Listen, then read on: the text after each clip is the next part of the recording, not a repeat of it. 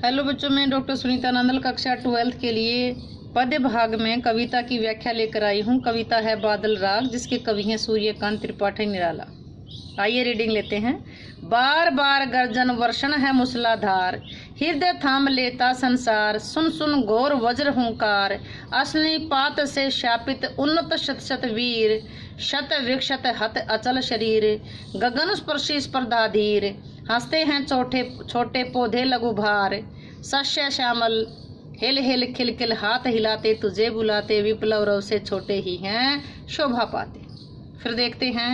बार बार गर्जन वर्षण है मूसलाधार, हृदय थाम लेता संसार। सुन सुन घोर वज्र हुंकार, असनिष्पात से शापित उन्नत शत शत वीर। शत विक्षत हत अचल शरीर, गगन स्पर्शी स्पर्धाधीर।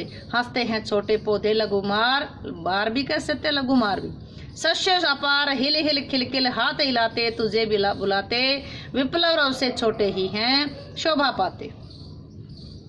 बार बार में पुनरुक्ति प्रकाश अलंकार आया है। सुन सुन में पुनरुक्ति है। वज्र हुंकार में वज्र रूपी हुंकार में रूपक है।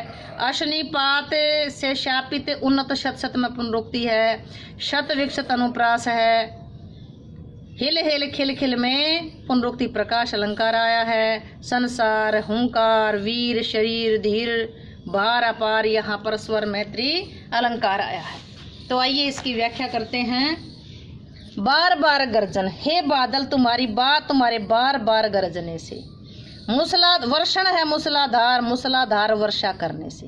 तुम्हारे बार बार गरजने से, मूसलाधार वर्षा करने से हृदय थाम लेता संसार। ये संसार डर के मारे अपना हृदय थाम लेता है। तुम्हारी बार बार गरजना से, मूसलाधार वर्षा से ये संसार डर के मारे अपना हृदय थाम लेता है। सुन सुन घोर वज्र हुंकार, तुम्हारी वज्र के समान भयानक है। वज्र के समान भयानक हुंकार को सुन करके ये सारा संसार अपना डर करके अपना हृदय थाम लेता है।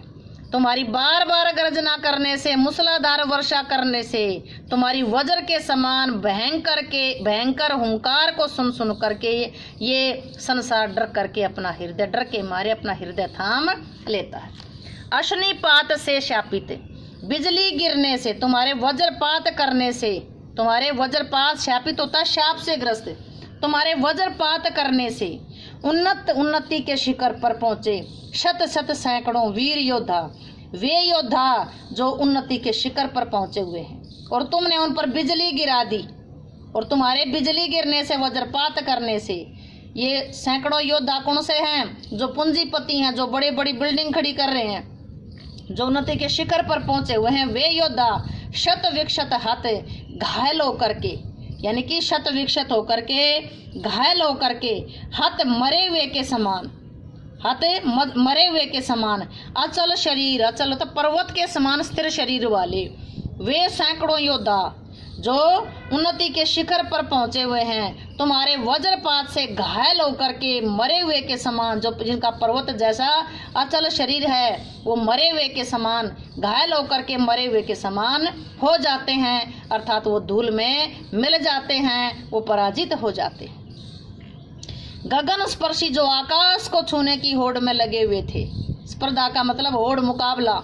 वे धीर, वो वीर थे। वो धीर, वो धीरवान, वो यानी कि वो पूंजीपति जो आकाश को छूने की होड़ में थे, जो बहुत ऊंचाई को छूना चाहते थे, वो भी धूल में मिल जाते हैं, वो भी हार जाते हैं।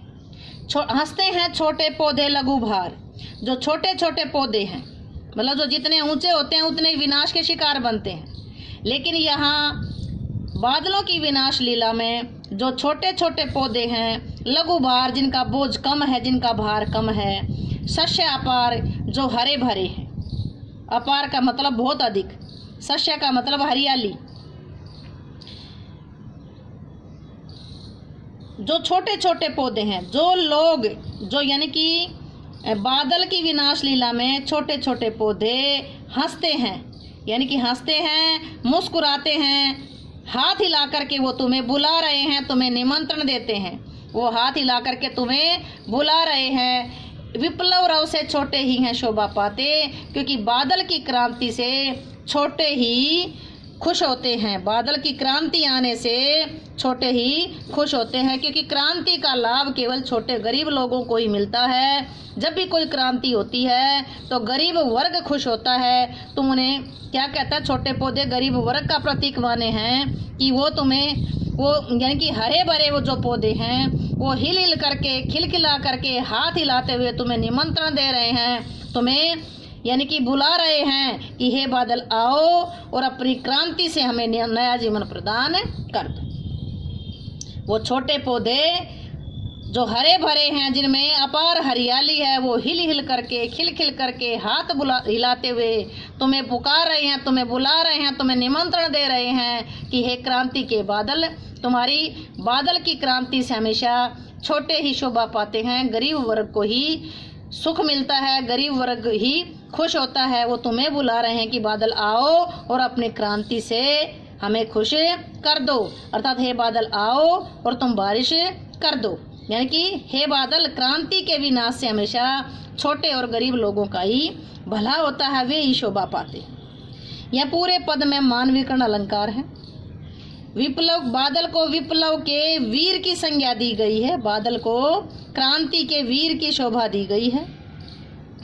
गर्जन, वज्र, हुंकार, छोटे पौधे, अचल, ये सब प्रतीक है, प्रतीकात्मक शब्दावली अपनाई है। मानवीकरण अलंकार है, हाथ हिलाते तुम्हें बुलाया, गतिशील बिंब है, यानी कि हाथ हिलाकर तुम्हें बुला रहे हैं, गतिशील बिंब है।